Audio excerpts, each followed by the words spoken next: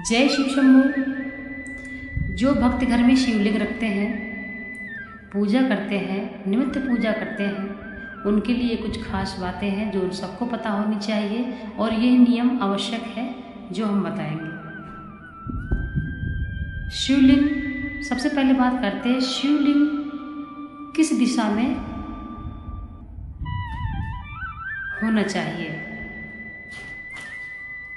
आपका मंदिर का मुख चाहे उत्तर दिशा, वैसे ज़्यादातर उत्तर दिशा की ओर लोग मंदिर का मुख नहीं करते हैं, क्योंकि आप उत्तर को अगर मंदिर को मुख कर देंगे तो फिर आपको पूजा करने में बैठेंगे तो आपको दक्षिण मुखी हो जाएगा। इसलिए आपको शिवलिंग उत्तर दिशा में रखना है और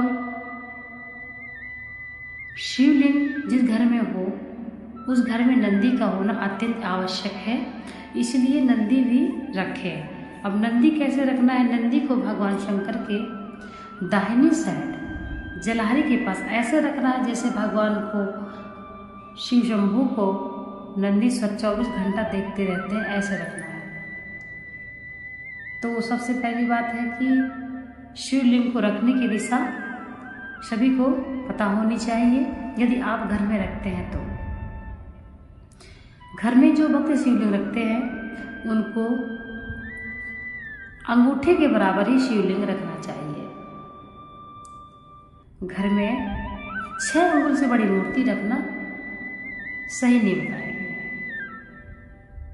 इससे बड़ी मूर्ति की स्थापना होती है, प्राण प्रतिष्ठा होती है, इसलिए इससे बड़ी मूर्तियां दिवालय में रखी जाती हैं और उनकी प्राण प्रतिष्ठा भी करवाई जाती है। तो शिवलिंग अंगूठे के बराबर होने चाहिए और उनके जलहरी के बराबर नंदी होने चाहिए।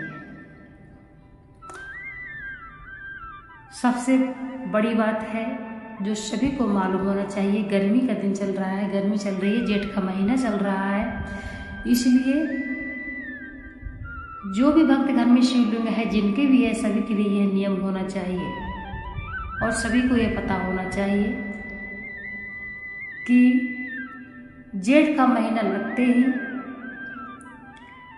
भगवान शिव को 24 घंटा स्नान की व्यवस्था कराई जाती है, क्योंकि उनके कंठे में विष है, इसलिए उनको शीतल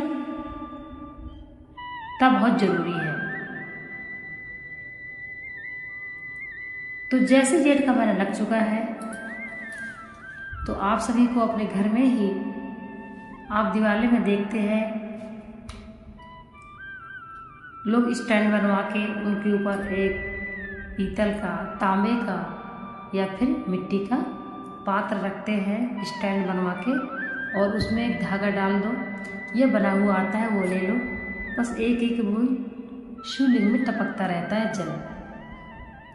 तो यह व्यवस्था आपने दिवाली में देखी होगी, लेकिन यह व्यवस्था आपको घर में भी करनी है।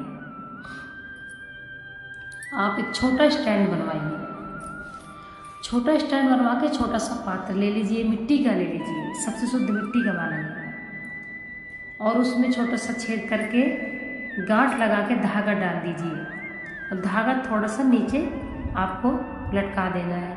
इसके पश्चात आप उसमें गंगा जल युक्त जल भर दीजिए। आपके घर में शिवलिंग 24 घंटा स्नान करेंगे। जेठ का महीना खास गर्मी के दिनों में आप रख सकते हैं,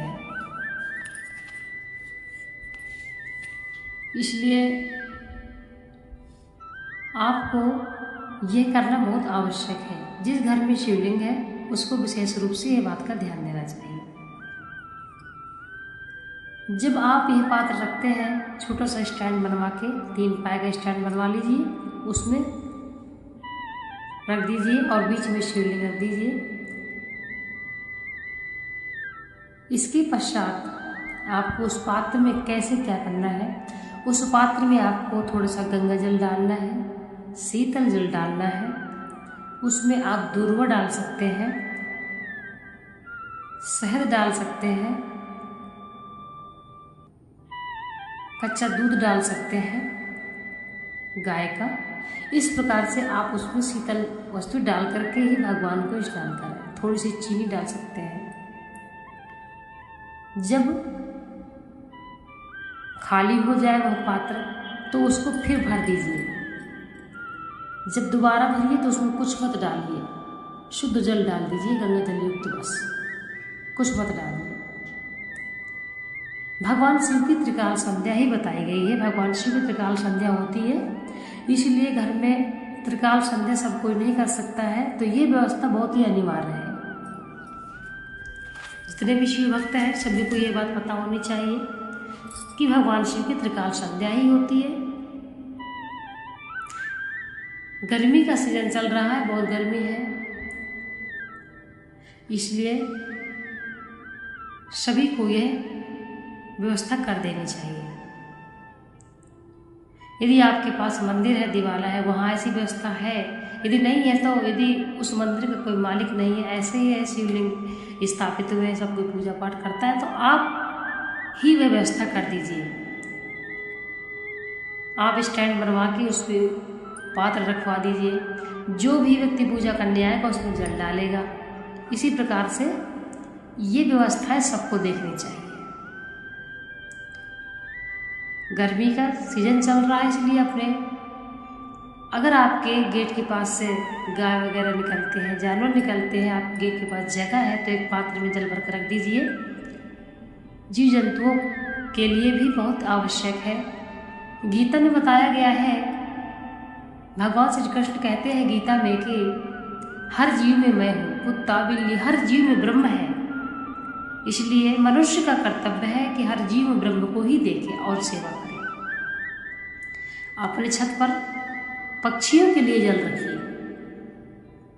पक्षियों के लिए जल छत पर ही रखना चाहिए, क्योंकि पक्षियों को ज़्यादातर कुत्ते बिल्ली का डर रहता है, इसलिए पक्षियों के लिए जल अलग व्यवस्था से रखिए। इस बात का बहुत ध्यान दीजिए। और शिव जी के लिए जो हमने बताया स्टैंड बनवा के उनकी व्यवस्था कीजिए। उस तरीके से आप घर में रखते हैं शिवलिंग, तो आपको ये व्यवस्था अनिवार्य करनी चाहिए, क्योंकि बताया गया है, शिव पुराण में बताया गया है कि शिवलिंग कभी भी सूखा नहीं रहना चाहिए। शिवलिंग कभी भी सूखा नहीं रहना चाहिए। और जिस घर में शिवलिंग है उस घर में अगर शिवलिंग सूखा रहता है तो कोई ना कोई आपत्ति आती रहती है। इसलिए आपको शिवलिंग की व्यवस्था अवश्य करना है। मंदिर में जाइए तो आप ज़्यादा जल लेके जाइए, यदि जल की व्यवस्था वहाँ पर नहीं है और आप मंदिर जाते हैं तो आप ज़्यादा जल लेके जाइए। भगवान को स्नान कराइए और ज़्यादा जल लेके आप जाते हैं, वो जल आप उनके पात्र में डाल दीजिए। वो बूंद बूंद टपकता रहेगा और भगवान का स्नान चलता रहेगा। भगवान शिव के कंठ में विष है, इसलिए भगवान शिव अपने कंठ में, गले में भगवान शिव नाग धारण करे हैं सब। और सभी का ये धर्म है कि आप जितने भी अब धर्म का पालन करते हैं, हिंदू हैं, जो भी पूजा पाठ इत्यादि करते हैं, उनको इन नियमों का जरूर पता होना चाहिए। आप स्टैंड बनवा के भगवान को ये जल की व्यवस्था अवश्य करें। ज्येष्ठ मास में के लगते ही पहले ही कर देना चाहिए। जितने दिन आपको लगे कि अभी आवश्यकता है आप करिए, दिवाली तक भी कर सकते हैं।